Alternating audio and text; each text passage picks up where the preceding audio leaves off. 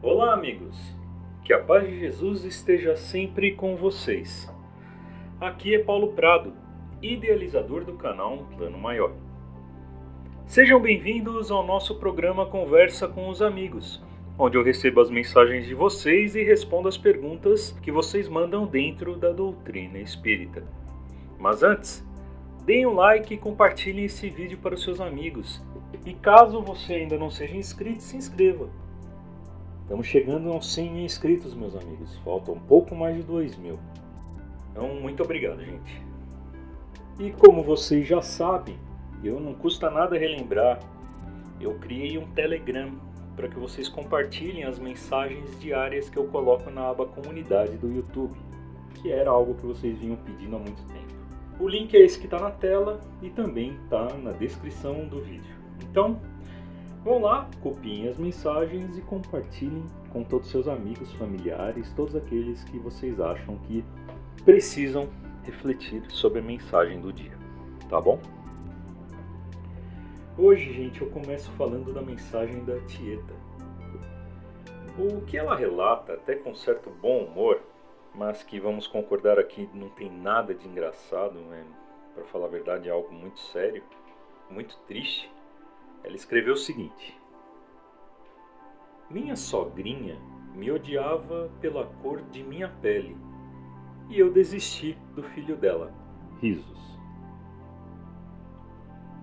Antes de começar a explicar um pouco sobre esse tema, eu quero me solidarizar com a Tieta e com todos os irmãos que sofrem esse tipo de perseguição e menosprezo social, que acima de tudo é algo monstruoso e imoral.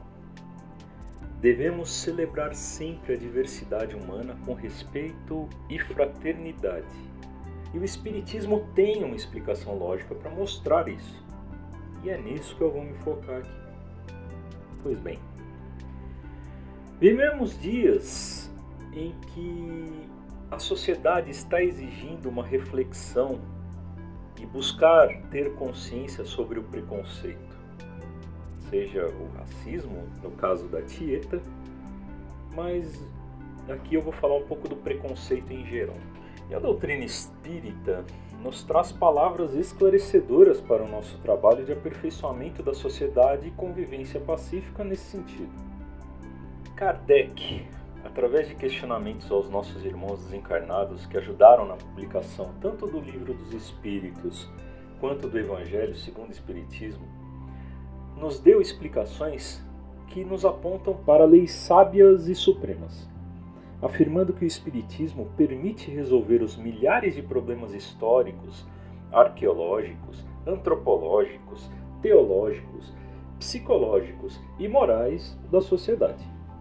E de fato, essas leis universais despertadas por essas obras, que são o amor, a caridade, a imortalidade da alma, a reencarnação e a evolução espiritual, nos deram novas visões de como podemos nos tornar seres melhores. E a partir do momento que entendemos e aceitamos a reencarnação, que é uma dessas leis imortais e naturais de Deus, é ilógico continuar batendo o pé e insistir em ser preconceituoso. Preconceituoso seja de raça, de classe social, preconceitos regionalistas e generalistas. Pois o mesmo espírito que hoje nasce rico, em outra vida pode vir e provavelmente virá pobre. O mesmo espírito que nasce como dono de empresa pode vir como trabalhador. O mesmo espírito que se vem como catarinense, por exemplo, uma pessoa que nasceu no sul, pode vir a reencarnar como um nordestino. Alguém que nasce livre pode vir a numa outra encarnação escravo. Alguém que nasce heterossexual pode vir a nascer como homossexual. Alguém que nasce como homem pode vir a um novo plano como mulher. Alguém que nasce com saúde plena pode vir como alguém que tem uma deficiência. Alguém que nasce branco pode vir como negro, pode vir como um oriental. De todos os argumentos invocados contra a injustiça da servidão e da escravidão, contra a imposição da mulher frente ao machismo, nenhum é mais bem explicado quanto a lei da reencarnação. Se a reencarnação é base do princípio da fraternidade universal, automaticamente se torna a lei da igualdade dos direitos sociais e, claro, da liberdade. Se o Espiritismo é a crença que nos torna melhores, que ensina a perdoar aos inimigos, a nos olharmos como irmãos sem distinção de raça, casta, seita, cor, opinião política ou religiosa, não pode haver espaço para justificar crer em racismo, em misoginia, em xenofobia, em homofobia, em capacitismo e tantos outros preconceitos que muitos insistem em cultivar e, o que é pior, em disseminar. E eu digo disseminar porque preconceito não se nasce, se aprende. O preconceituoso aprendeu com alguém que disse a ele ser o certo, achar que existem seres humanos melhores que outros, apenas por eles serem diferentes. Chegou o momento, gente, na verdade já passou do momento, de todos fazerem uma reflexão sobre seus comportamentos com relação ao preconceito. E claro, o racismo, que é no caso que a Tieta nos testemunhou aqui. Não podemos mais tolerar o que ela disse na mensagem dela. Devemos lembrar sempre que não basta não sermos racistas. Não basta não termos esse sentimento asqueroso no coração. Devemos ser antirracistas, ensinando àqueles que ainda sentem isso o quanto isso é ruim para a nossa sociedade. Tá bom? É isso. Bem, vamos agora à pergunta da Lúcia, que é mais uma daquelas que se preocupa com os atos dos outros, mas tem uma explicação tão simples. Divaldo, por que existem pessoas de coração tão bom, com uma condição mais ou menos, hoje, já nos seus 40 e 41 anos, não conseguiram ter filhos, pensaram muito em adotar por terem tanta vontade de ser mãe, e o que impediu? A Lúcia, né, vocês já viram que ela perguntou para o Divaldo. É aquela história que já conversamos, né, semanas atrás, que existem ainda irmãos que não entendam que esse canal tem as palestras, mas não são dos palestrantes, né? Mas enfim, Lúcia, quem disse que quem tem coração bom ou ter uma boa condição, e acredito que essa boa condição que você esteja falando seja financeiramente, deve ser obrigatoriamente pai ou mãe? Independente de tudo, fomos criados com livre-arbítrio. Nós escolhemos ser pais ou mães nesse plano. Fora que há uma programação reencarnatória, onde inclusive ser pai ou mãe foi tratado nessa programação. Então, Lúcia, não se preocupe com esse dilema. Quem puder ter filhos, ótimo. Quem puder adotar, como você disse, ótimo. E quem se basta em sua própria existência, ou se basta no convívio apenas com seu cônjuge, ótimo também. O importante é que sejam felizes, que pratiquem a caridade e que busquem o bem. Tá bom? Gente, agora vamos à última pergunta do dia, que é da Edna. E é interessante porque ela está se preocupando com as próprias atitudes com relação a um tema muito sério para nós espíritas, que é o egoísmo.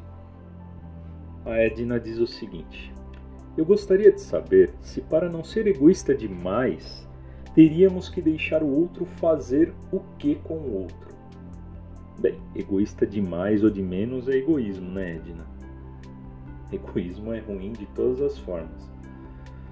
Mas vamos focar aqui e eu vou tentar responder dentro da doutrina.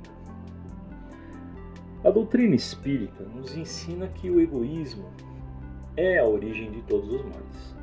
O egoísta coloca sempre seus interesses, suas opiniões, os desejos, tudo em primeiro lugar.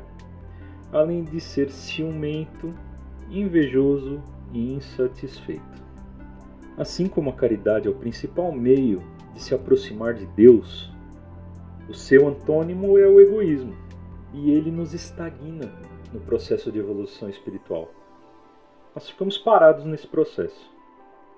Vamos dar uma olhada na pergunta 913 do Livro dos Espíritos e ver o que os nossos irmãos espirituais respondem a Kardec sobre o tema. Pergunta de Kardec: dentre os vícios, qual o que se pode considerar radical? Ou seja, dentre os vícios, qual é o pior? Qual é o mais danoso? Os nossos irmãos respondem da seguinte maneira: temo-lo dito muitas vezes, o egoísmo. Daí deriva todo o mal.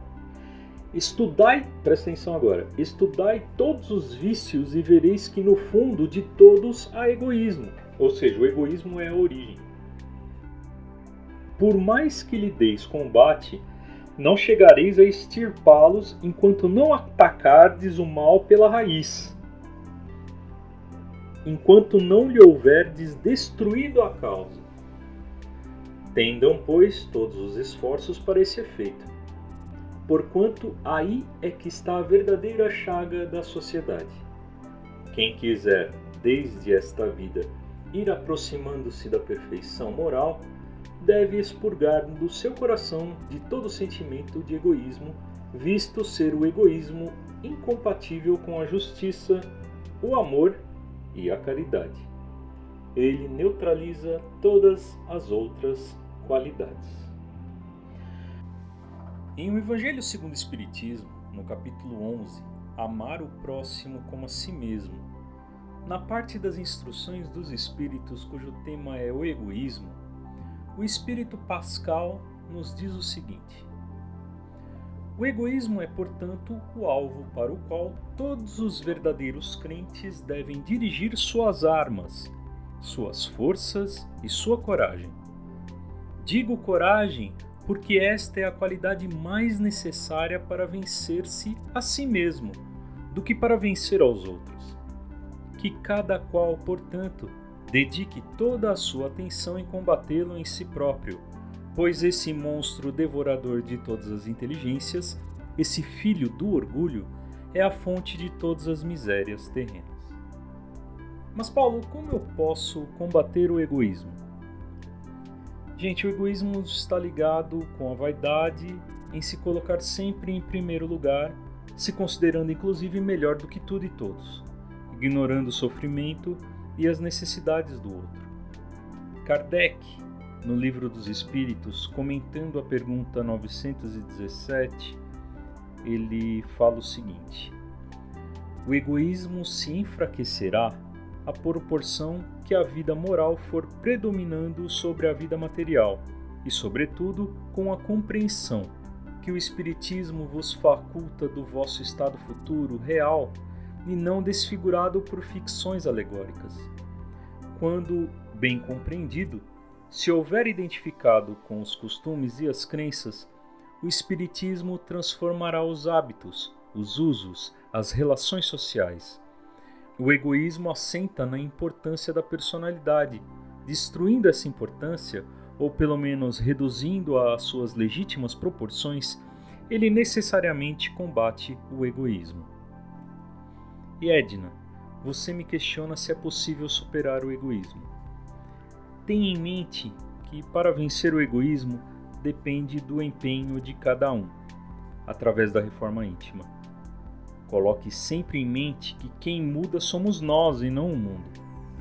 Na prática, para combater o egoísmo, devemos combater os vícios que o alimentam. Então temos que praticar o desapego, buscar o autoconhecimento, fazendo uma autoanálise de nossas atitudes sempre. Devemos vencer o orgulho, aceitando críticas e principalmente ter gratidão por tudo que temos, sejam coisas boas ou ruins, pois tudo nos serve de aprendizado. Seguindo essas diretrizes, daremos passos importantes na vitória sobre o egoísmo, rumo a uma vida plena e feliz, tá bom? Gente, vamos ficando hoje por aqui. Muito obrigado. Que vocês tenham uma excelente semana e até domingo que vem. E que Deus nos abençoe a todos. Tchau, gente.